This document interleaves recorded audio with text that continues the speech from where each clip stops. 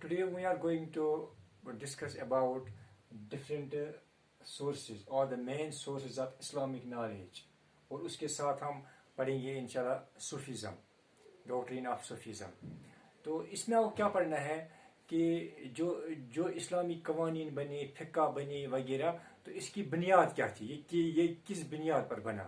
تو اگر آپ خود سوچو گے بینگ اسٹوڈنٹس آف ہسٹری اور آپ کے پاس کچھ اسلامی نالج بھی ہو، تو آپ کو خود اندازہ ہوگا دا بیسک سورس، دا بنیادی، دا پرائمری سورس جو اس کا تھا وہ تھا القرآن. جو قرآن تھا، قرآن کے ذریعے سے جو معلومات حاصل ہو گئی، جو قانون بنے، جو فقہ بنا، جو وہاں سے احکام تھے، ہاں، تو اسی کی بنیاد پر، وہ تو بنیاد تھی، وہ بیس تھی جس کی بنیاد پر پھر جو اسلامی قوانین بنے، جو اسلامی ٹیچنگز تھا، تو ہم کہہ سکتے ہیں کہ قرآن کی بنیاد پر بنے. تو according to Muslims the Quran is revealed by Almighty Allah through Archangel Jabril al-Islam, and on the heart of Prophet Muhammad sallallahu alaihi wasallam. It was revealed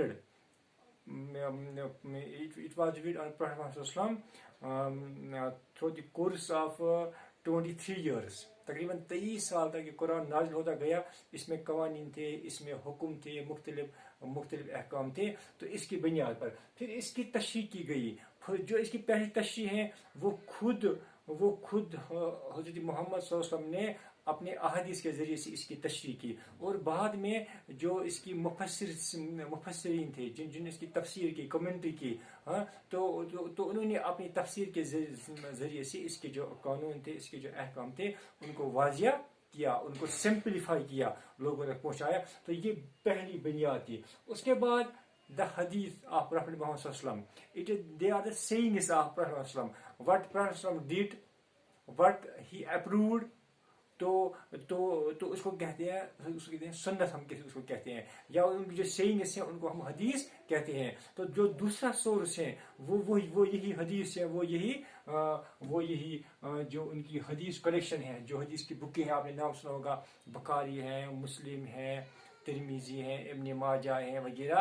یہ جو احادیث کی کتابیں ہیں، اس میں سے پروفیٹ محمد صلی اللہ علیہ وسلم کی جو احادیث ہے ان کو کلیکٹ کیا گیا، جمع کیا گیا، اور اس کے ذریعے سے بھی معلومات حاصل ہو گئی. جیسے میں آپ کو ایک مثال دوں گا. تو قرآن میں آیا ہے کہ نماز پڑھو، نماز قائم کرو، نماز پڑھو.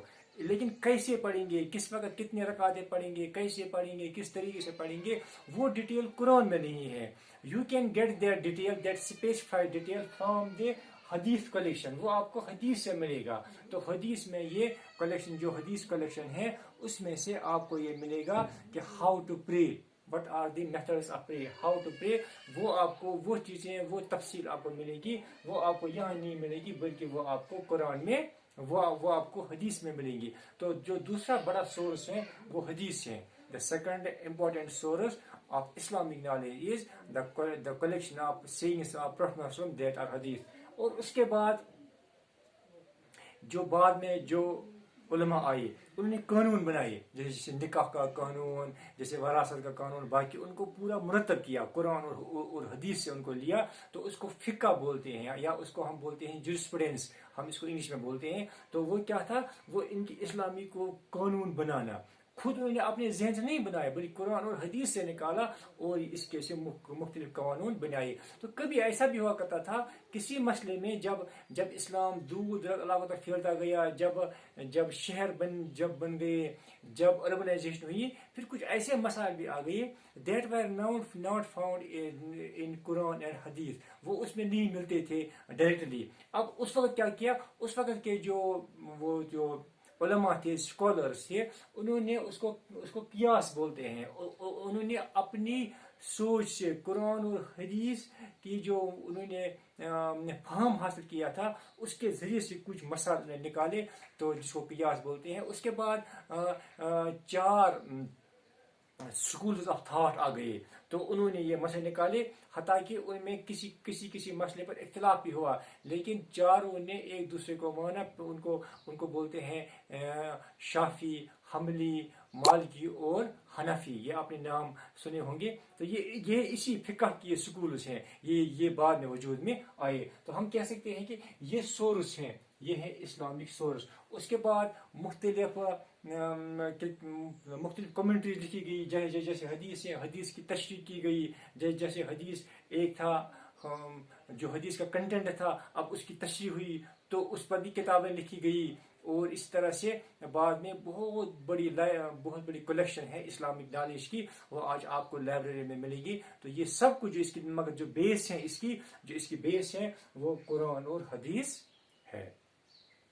इसके बाद एक और हमारा इस वक्त जो हमें टॉपिक है वो है सूफीज़म। आपने नाम सुना होगा, आपकी किताब में भी ये डिस्कस किया गया है। Sufism, concept of Sufism, how it originated, what were it's main features, ये आपको यहाँ पढ़ना है। तो शायद आपने किसी क्लास में ये थोड़ा बहुत पढ़ा होगा, 7th में 8th में आपको ये किसी जगह टच हुआ होगा। तो इसमें क्या है, ये जब इस्लाम फैला, जब इस्लाम वाइड स्प्रेड हुआ, दुनिया में फैला, तो उनकी वहाँ बहुत सारी जो फतूहात हो गई, तो मेटीरियलिज्म आ गया, बहुत सारे माल, बहुत सारी दौलत मुसलमानों के हाथ में आ गई। जब वो दौलत मुसलमानों के हाथ में आ गई, तो जो लाइफ स्टाइल था वो थोड़ा हाई हुआ। जो लाइफ स्टाइल था, जब जैसे सहाबा थे, the companions of prophet Mohammad सल्लल्लाहु अलैहि वसल्लम, उन्होंने बहुत हार्डशिप देखी थी, उन्होंने दुनिया में ज्यादा हार्डशिप देखी थी। लेकिन जो उनके सक्सेसर्स थे,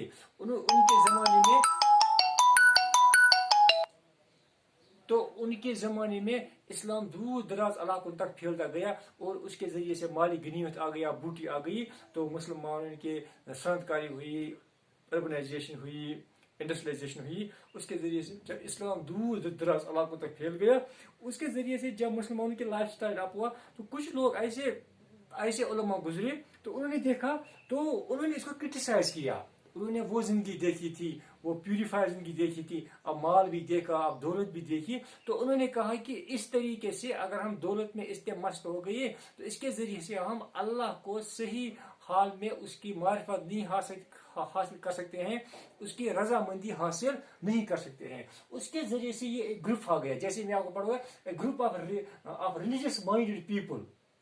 ये रिलीजियस माइंडेड पीपल थे, इनका जो जहन था वो पूरा मजहबी था।